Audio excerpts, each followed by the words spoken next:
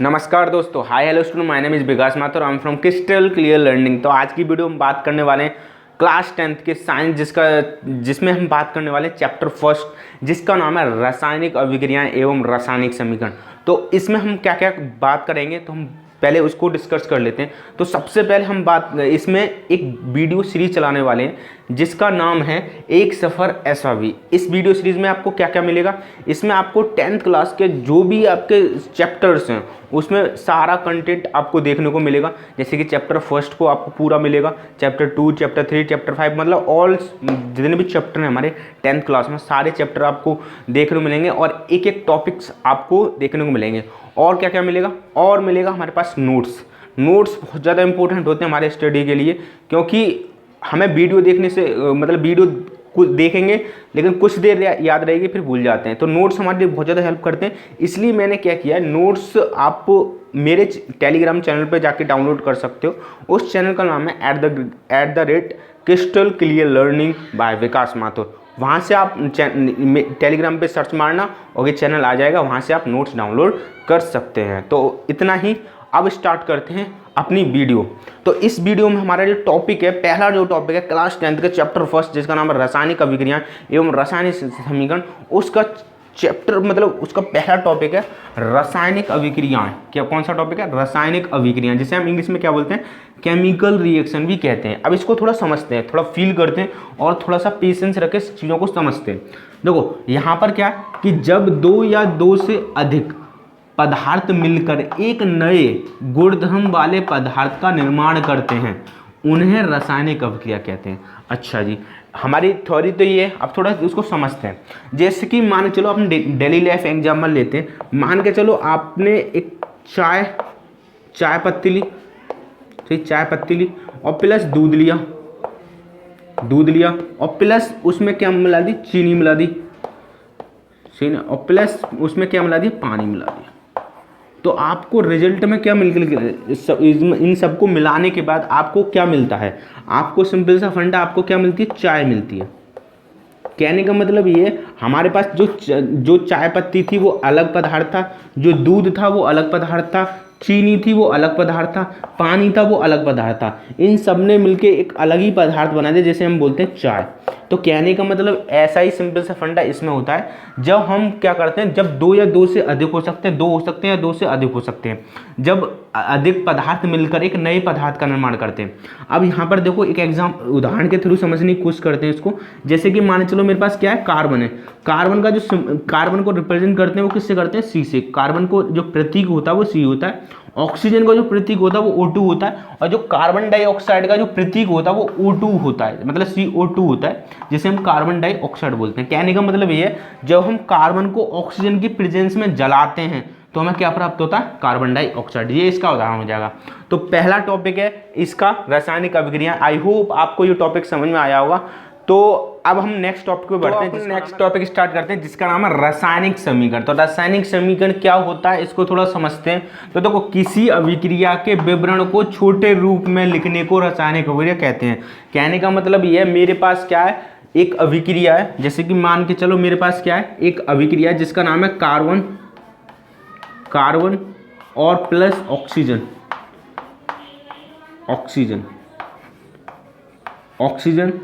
और जो हमारे पास ये निकलता है वो क्या निकलता है, कार्बन डाई ऑक्साइड। तो जब कार्बन और ऑक्सीजन आपस में रिएक्शन करते हैं तो हमें क्या प्रोडक्ट मिलता है, उत्पाद में क्या मिलता है, कार्बन डाइऑक्साइड। तो एक बात समझो, एक कॉन्सेप्ट और समझ लो इससे पहले। जो हमारे पास रासायनिक समीकरण होता है वो उसके जो पार्ट होते हैं, उसके जो भाग होते हैं वो दो होते हैं। कौन कौन से? देखो ध्यान रखो, जो एरो ये वाला जो एरो आपको दिख रहा होगा, ये वाला जो एरो है, अगर मैं इस एरो की बात करूं तो ध्यान रखो सदैव ये एरो है। एरो के आगे वाली साइड को हम सदैव क्या बोलेंगे, हाँ बहुत बढ़िया, उत्पाद। क्या बोलेंगे? उत्पाद। और जो हमारे पास एरो की जो पीछे की साइड है उसको बोलते हैं हम अभिकारक। क्या बोलते हैं? अभिकारक। समझ में ही ना? तो कहने का मतलब है जो एरो की पीछे वाली साइड को हम क्या बोलेंगे, अभिकारक, और आगे वाली साइड को सदैव क्या बोलते हैं, उत्पाद बोलते हैं। तो कहने का मतलब ये है, हमारे पास एक अभिक्रिया है। अब मैं इसको छोटे रूप में कैसे लिख सकता हूँ, तो साइंटिस्टों ने बहुत अच्छा जुगाड़ निकाला। उन्होंने क्या देखा भाई, कार्बन है तो कार्बन को हम किससे रिप्रेजेंट कर देना, सी से कर देना, बहुत बढ़िया। अब यहाँ पे ऑक्सीजन को किससे रिप्रेजेंट कर देना, ऑक्सीजन से, बहुत बढ़िया। अब यहाँ पर क्या मिलेगा हमें, CO2। तो कहने का मतलब ये वाला कौन सा रूप था, मतलब बड़ा रूप था, इसको मैंने क्या बना दिया, छोटा रूप बना दिया। कहने का मतलब ये हमारे पास किसी बड़ी अभिक्रिया को, मतलब किसी बड़े विवरण को छोटे रूप में लिखने को हम क्या बोलते हैं, रासायनिक समीकरण कहते हैं। उसके कितने भाग होते हैं, 2 भाग होते हैं। एक होता है हमारे पास अभिकारक और एक होता है उत्पाद। तो अभिकारक किनको बोलते हैं, जो अभिक्रिया में भाग लेते हैं, क्या लेते हैं, भाग लेते हैं। कहने का मतलब है ये हमारे पास अभिक्रिया में भाग ले रहा है और निर्माण किसका हो रहा है, कार्बन डाइऑक्साइड का।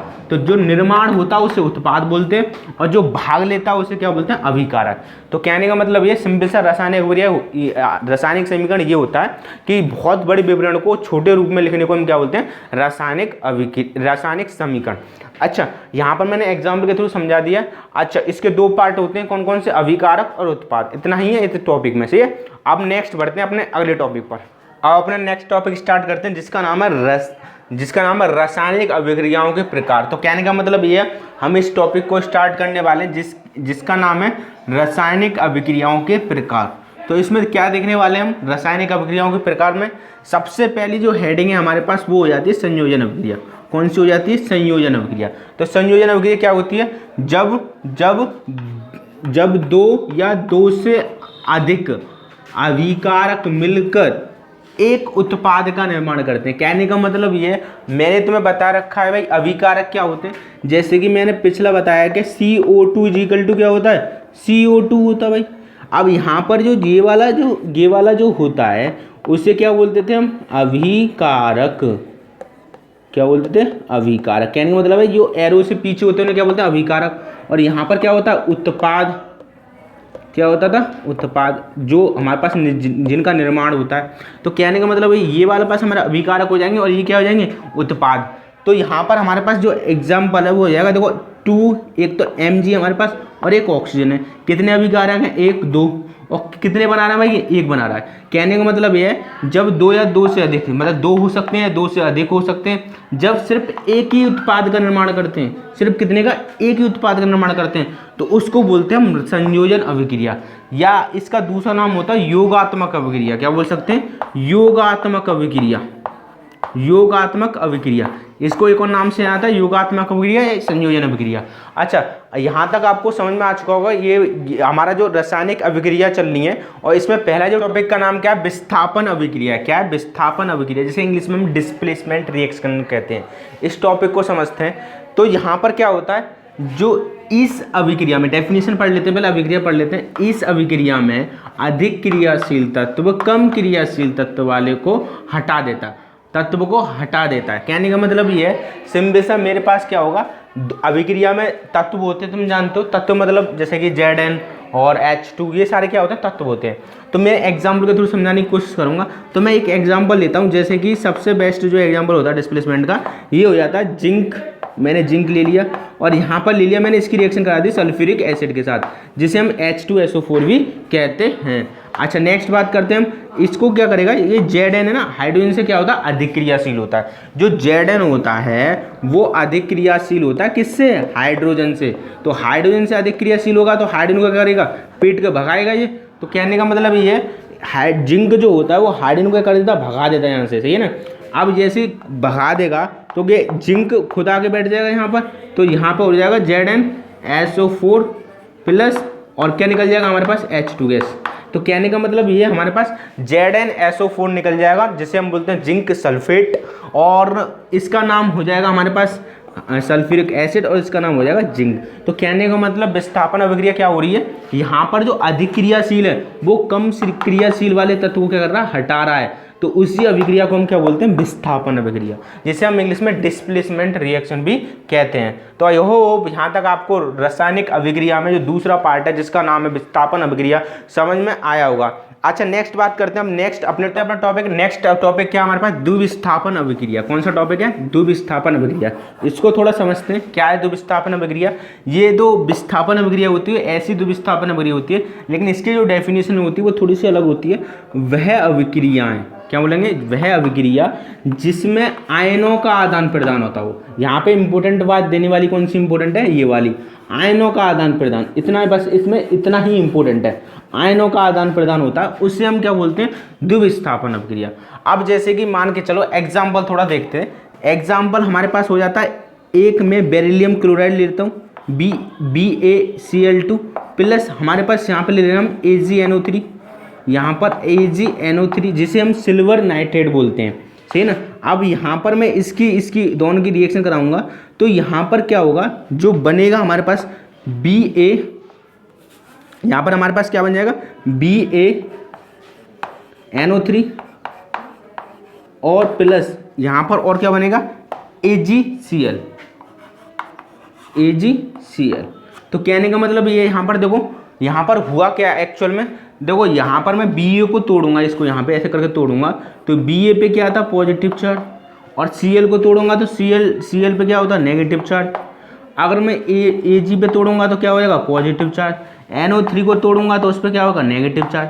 तो यहाँ पर क्या हो रहा है, जो Ag है वो किसकी तरफ भागेगा, इसकी तरफ, और जो प्लस चार्ज है वो किसकी तरफ भागेगा, इसकी तरफ। तो कहने का मतलब ये, इसमें क्या हो रहा है, आयनों का आदान प्रदान हो जाता है। तो इस प्रकार की अभिक्रिया को हम क्या बोलते हैं, द्विविस्थापन अभिक्रिया।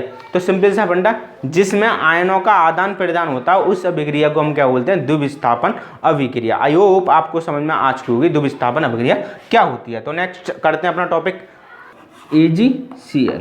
तो कहने का मतलब ये, यहाँ पर देखो यहाँ पर हुआ क्या एक्चुअल में, देखो यहाँ पर मैं Ba को तोड़ूंगा, इसको यहाँ पे ऐसे करके तोड़ूंगा तो Ba पे क्या आता है पॉजिटिव चार्ज, और Cl को तोड़ूंगा तो Cl पे क्या होता है नेगेटिव चार्ज। अगर मैं Ag पे तोड़ूंगा तो क्या हो जाएगा पॉजिटिव चार्ज, NO3 को तोड़ूंगा तो उस पर क्या होगा नेगेटिव चार्ज।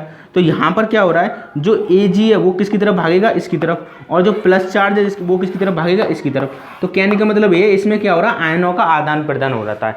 तो इस प्रकार की अभिक्रिया को हम क्या बोलते हैं, द्विविस्थापन अभिक्रिया। तो सिंपल सा फंडा, जिसमें आयनों का आदान प्रदान होता है उस अभिक्रिया को हम क्या बोलते हैं, द्विविस्थापन अभिक्रिया। आई होप आपको समझ में आ चुकी होगी द्विविस्थापन अभिक्रिया क्या होती है। तो नेक्स्ट करते हैं अपना टॉपिक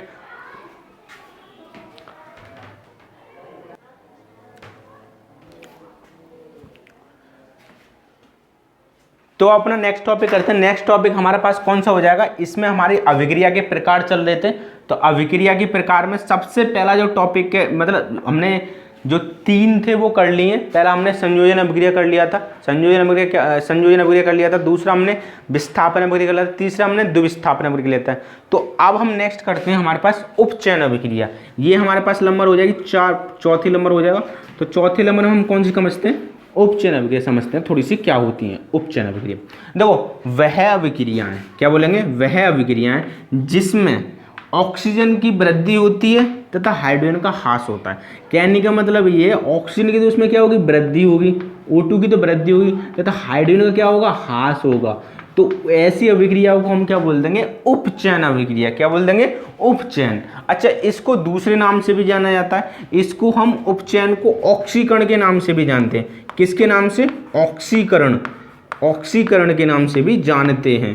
ध्यान रखना, ऑक्सीकरण आ जाए या उपचयन आ जाए, बात क्या है, एक ही है। अच्छा नेक्स्ट समझते हैं हम थोड़ा सा पांचवी, हमारी पांचवी कौन सी हो जाएगी, अपचयन अभिक्रिया। तो अपचयन का सिंपल सा, उपचयन की उल्टी होती है। क्या होती है, अगर तुम्हें उपचयन की डेफिनेशन याद है तो सिंपल सा तुम अपचयन की डेफिनेशन याद कर सकते हो। जैसे कि मान के चलो मेरे पास क्या है, अगर मुझे क्या याद करना, उपचयन है, और उपचयन की मुझे डेफिनेशन याद है तो अपचयन की सिंपल सा, उपचयन में क्या था, ऑक्सीजन की वृद्धि होती है, हाइड्रोजन का ह्रास होता है। लेकिन इसमें क्या होता है, हाइड्रोजन का तो क्या होगी वृद्धि होगी और ऑक्सीजन का क्या होगा, ह्रास होगा। कि दूसरा वाला सही है ना। ये बहुत ज़्यादा इंपॉर्टेंट पॉइंट है, 2 पॉइंट में आपकी डेफिनेशन खत्म। कहने का मतलब ये, यहाँ पर एग्जाम्पल को समझो, यहाँ पर भाई कार्बन था और कार्बन से मैंने ऑक्सीजन की रिएक्शन कराई, तो यहाँ पर ऑक्सीजन की क्या हुई, वृद्धि होगी। यहाँ पे ऑक्सीजन कहाँ से आ गई, तो ऑक्सीजन की यहाँ पे वृद्धि हो रही है ना, तो वृद्धि हो रही है तो की कौन सी हो जाएगी, उपचयन हो जाएगी। अच्छा यहाँ पे नेक्स्ट समझो, यहाँ पर ऑक्सीजन क्या था, ऑक्सीजन था Ca कैल्शियम ऑक्साइड, लेकिन इधर को कहाँ गया, Cu नहीं है, Ca है। क्या है, Ca है। यहाँ पर देखो ऑक्सीजन नहीं था ना, तो Ca हो जाएगा और क्या बन जाएगा, H2O बन जाएगा।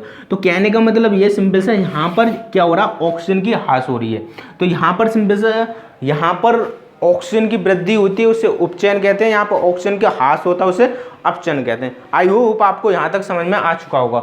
तो हमने हमारे रासायनिक अभिक्रियाओं के प्रकार चल रहे हैं। अच्छा, नेक्स्ट इसमें प्रकार करते हैं हम, नेक्स्ट टॉपिक करते हैं। नेक्स्ट टॉपिक क्या है हमारे पास? वियोजन अभिक्रिया। नेक्स्ट टॉपिक हमारे पास क्या होने वाला है? वियोजन अभिक्रिया। इसको थोड़ा समझने की कोशिश करते हैं। पहले इसकी डेफिनेशन को थोड़ा पढ़ लेते हैं, परिभाषा को। वह अभिक्रिया जिसमें एक अभिकारक टूटकर दो या दो से अधिक उत्पाद बनाता है। कहने का मतलब ये है, मेरे पास क्या होगा? एक अभिकारक होगा और वो टूट कर क्या बनाएगा? दो या दो से अधिक उत्पाद बनाता है। तो उसको हम क्या बोलते हैं? वियोजन अभिक्रिया। थोड़ा समझते हैं इन चीज़ों को। देखो, वियोजन अभिक्रिया जो होती है वो होती है 3 प्रकार के। मैंने यहाँ पे तीनों के एग्जाम्पल दे दिए। यो 3 प्रकार के होते हैं हमारे पास वियोजन अभिक्रिया, 3 प्रकार होती हैं। एक तो बोलते हैं हम ऊष्मीय वियोजन। दो ऊष्मीय वियोजन में क्या होता है? जब फेरस सल्फेट होता है वो क्या बनाता है? Fe2O3 plus SO2 sulphur dioxide, और एक होता है सल्फर ट्राइऑक्साइड।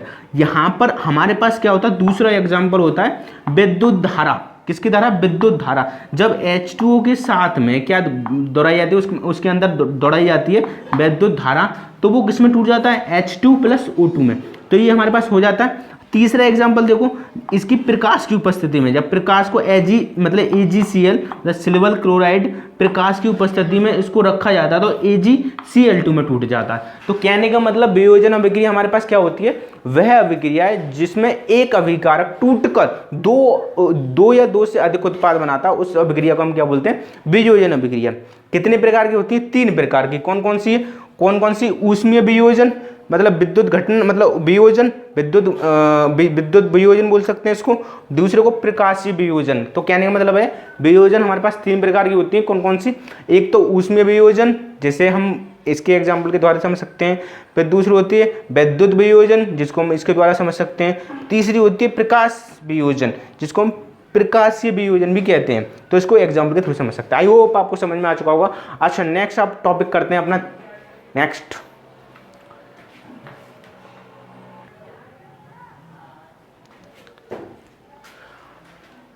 अब हम अपना नेक्स्ट टॉपिक समझते हैं। नेक्स्ट टॉपिक हमारे पास क्या होने वाला है? नेक्स्ट टॉपिक जो है हमारे पास ऊष्माक्षेपी अभिक्रिया। कहने का मतलब है ऊष्माक्षेपी अभिक्रिया हम किनको कहते हैं, इनको थोड़ा समझते हैं। सिंपल सा याद रखना हमें, वह अभिक्रिया जिसमें ऊष्मा उत्सर्जित होती है। कहने का मतलब ये है, जो अभिक्रिया ऊष्मा को उत्सर्जित करे, मतलब अपने अंदर से निकाले। क्षेपी का मतलब क्षेपणा, निकाले अंदर से, तो उस अभिक्रिया को हम क्या बोलते हैं? ऊष्माक्षेपी अभिक्रिया। इसका एग्जाम्पल देखते हैं। मेरे पास सबसे बेस्ट एग्जाम्पल हो जाता है C+O2 = CO2। कहने का मतलब ये है, जब हमारे पास कार्बन को हम जलाते हैं, मतलब कार्बन मतलब कोयला, तो कोयला को तुम ऑक्सीजन में जलाते तो वो क्या निकालता है? हीट। बहुत बढ़िया। कहने का मतलब हीट को हम हिंदी में क्या बोलते हैं? ऊष्मा। क्या बोलते हैं? ऊष्मा। तो कहने का मतलब ये है, जब हम कोयले को ऑक्सीजन की उपस्थिति में जलाते हैं तो हमारे पास क्या निकलता है? Carbon dioxide. और कार्बन डाइऑक्साइड निकलता है और ऊष्मा निकलती है, मतलब उसमें हीट। जैसे कि तुमने देखा होगा, प्रेस जो करते हो तुम, कैसे करते हो? उसमें कोयला डालते हो, उसमें आग लगाते हो, तो वो क्या निकालती है? हीट तो निकालती है, और थोड़ा सा क्या निकालेगा? प्रकाश भी निकालता है। क्या निकालता है? प्रकाश। तो कहने का मतलब ये है, हमारे पास जब हम कोयले को जलाते हैं तो हमारे पास हीट निकलती है, जिसे हम ऊष्मा बोलते हैं, और हमारे पास क्या निकल जाता है? प्रकाश भी निकलता है। अच्छा, नेक्स्ट हमारे पास इसकी एक छोटी सी बहन होती है, जिसे हम बोलते हैं ऊष्मा शोषी अभिक्रिया। क्या बोलेंगे? ऊष्मा शोषी अभिक्रिया। तो इसमें सिर्फ तुम्हें क्या करना है? ऊष्मा को शोषित करती है। क्या करती है? उत्सर्जित किए पे क्या करना है? सिर्फ शोषित करती है। खाली क्या करना? शोषित करती है, शोषित होती है, या बोल सकते हैं करती है, शोषित होती है। तो इसमें एग्जाम्पल हम देख ले रहे हैं। एग्जाम्पल हमारे पास कौन सा हो जाएगा? एग्जाम्पल बहुत बेहतरीन है, समझना। कैल्शियम कार्बोनेट है मेरे पास, COCO3 है। अगर मैं इसको क्या करता हूँ? गर्म करता हूँ। गर्म मतलब समझ रहे हो ना, उसको एनर्जी देनी पड़ रही है, उसको हीट देनी पड़ रही है, ऊष्मा देनी पड़ रही है। तो जब मैं इसको जोड़ता हूँ तो किस में टूट जाता है पता है? CaO में टूट जाता है, प्लस कार्बन डाइऑक्साइड में टूट जाता है। कहने का मतलब ये, इसमें हमें ऊर्जा को देना पड़ा। क्या देना पड़ा? ऊर्जा को देना पड़ा। तो इसलिए उसको हम क्या बोलते हैं? शोषी बोलेंगे। क्या बोलेंगे? ऊष्मा शोषी अभिक्रिया। यहाँ पे शोषी कर लेना, ऊष्मा शोषी अभिक्रिया। तो हम ऊष्मा शोषी पढ़ रहे हैं, तो ऊष्मा शोषी अभिक्रिया। तो यहाँ पे शोषी हो जाएगा, सही है ना? ऊष्मा शोषी। तो हमें दोनों अभिक्रिया समझ में आ चुकी। ऊष्मा क्षेपी अभिक्रिया हम किन्हें बोलते हैं? जो ऊष्मा को क्षेपती हैं, उत्सर्जित करती हैं। और ऊष्मा शोषी अभिक्रिया किन्हें कहते हैं? जो ऊष्मा को हमें जिन्हें कराने के लिए ऊष्मा को देना पड़ता है, जैसे कैल्शियम कार्बोनेट को हमें जलाने के लिए क्या देना पड़ रहा था, ऊष्मा देनी पड़ रही थी। तो कहने का मतलब वो क्या बना लेता है, calcium oxide plus carbon dioxide, बस दैट्स इट। कहने का मतलब ये हमारे पास अब सब कुछ समझ में आ चुका होगा कि रासायनिक अभिक्रिया के प्रकार हमने सब कुछ मतलब सब कुछ अच्छी तरह से समझ लिया। बस इतना ही पढ़ना है। और एक टॉपिक और होता है जिसे हम बोलते हैं अभिक्रिया को संतुलित करना। क्या, अभिक्रिया को संतुलित करना।